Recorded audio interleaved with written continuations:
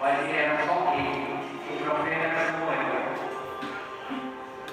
Então, Saulo faz sacrifício e deixa o profeta de casa.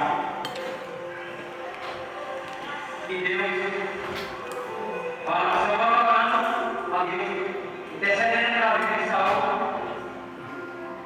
E Deus disse para ele: é bom que não ore, porque o meu Espírito já não trabalha. E quando o Espírito de Deus está na sua vida, você é transformado. Você sai de casa, entra na igreja, glorificando e volta renovado, revestido. Isso é porque desce a cura, porque só o que está de volta.